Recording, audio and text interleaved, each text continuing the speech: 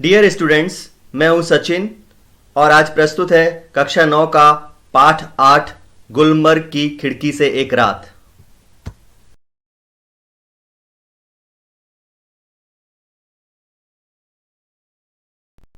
इस पाठ के लेखक हैं मोहन राकेश। मोहन राकेश जी एक प्रसिद्ध कहानीकार, उपन्यासकार और नाटककार थे। इनका जन्म 8 जनवरी 1925 को जालंधर, पंजाब में हुआ था।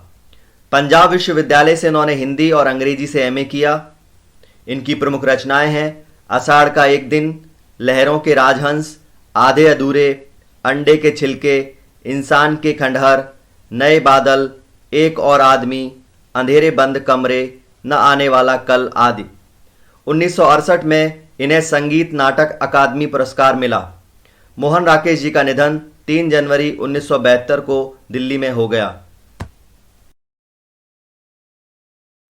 गुलमर्ग की खिड़की से एक रात।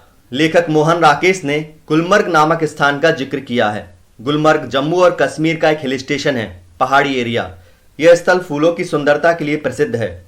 जब लेखक पहली बार गुलमर्ग गया तो उसे वहां कुछ भी खास नहीं लगा और 1 घंटे में ही पूरा गुलमर्ग घूम लिया। लेकिन जब वह महीनों वहां रहा तो उसे वहां की सुंदरता का एहसास हुआ। गुलमर्ग में सपने फूल बनकर उगते हैं। चारों तरफ हरी भरी घास, रंग बिरंगे फूल, पेड़ पौधे, झीलें और हरियाली बिखरी हुई है। लेखक ने अपने अनुभव और एहसास को इस पाठ में दर्शाया है। प्रकृति का सुंदर चित्रण किया है। कुछ जीवन भर न भूलने वाली घटनाओं का वर्णन किया है। प्रश्नोत्तर एक वाक्य में। गुलमर्ग का भौतिक वातावरण कैसा है? गुलमर्ग कश्मीर की पहाड़ियों में घिरा हुआ एक ठंडा स्थान है। लेखक ने गुलमर्ग के साथ व्यक्ति की आत्मीयता बढ़ने का क्या कारण बताया है? आत्मीयता का मतलब होता है स्नेह, लगाव। लेखक ने गुलमर्ग की सुंदरता और उसके आकर्षण को उसके साथ व्यक्ति की आत्मीयता बढ़ने का कारण बताया है। खिड़की के पास खड़ा लेखक बरसाती घटा को देखकर किस बात की प्रतीक्षा करने लगा? खिड़की के पास खड़ा लेखक घटा को देखकर इस बात की प्रतीक्षा करने लगा कि वह घटा उस तक पहुंचे और उसको घेर ले या लपेट ले। तूफान के एकाएक रुक जाने पर लेखक को कैसा अनुभव हुआ? तूफान के एकाएक रुक जाने पर लेखक को ऐसा अनुभव हुआ जैसे उसका दम घुटने लगा हो। लेखक को किस बात का अफसोस हुआ? लेखक को इस बात का अफसोस हुआ कि वह बरसाती घटा उस तक नहीं पहुंच सकी। लेखक ने गुलमर्ग की पगडंडियों के लिए क्या उपमा दी? लेखक ने गुलमर्ग की पगडंडियों के लिए पतली पतली नरम बाहों की उपमा दी। पगडंडियों का अर्थ होता है खेतों, बगीचों या हरियाली के बीच से होते हुए छोटे छोटे रास्ते। प्रश्न उत्तर 2-3 वाक्यों में।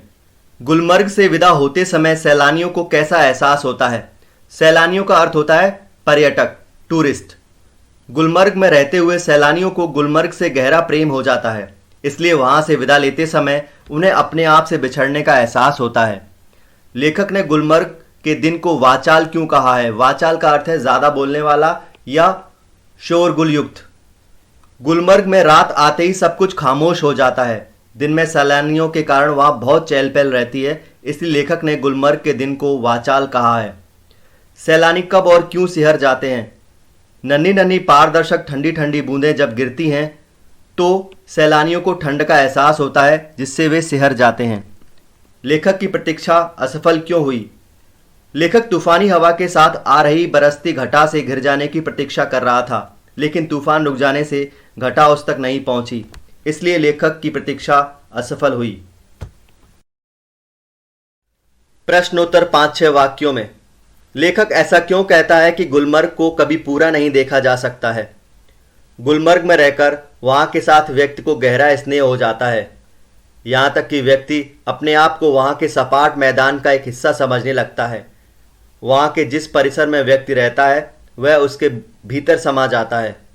आत्मीयता यानी प्रेम का कोई छोर नहीं होता है, इसलिए लेखक को लगता है कि गुलमर्ग को कभी पूरा नहीं देखा जा सकता है।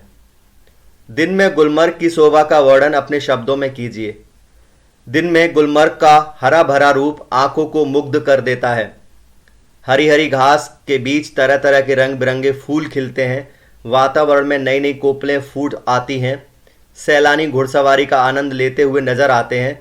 हर क्षण नए अनुभव और रोमांच का एहसास होता है। आकाश में नन्हे नन्हे द्वीप अर्थात बादल तैरते दिखाई देते हैं। पगडंडियां भेड़ बकरियों के झुंडों से घिर जाती हैं। इस तरह दिन में गुलमर्ग की शोभा देखने लायक होती है। कोपलें फूटना यानी नए नए पत्तियां और पौधे निकलना।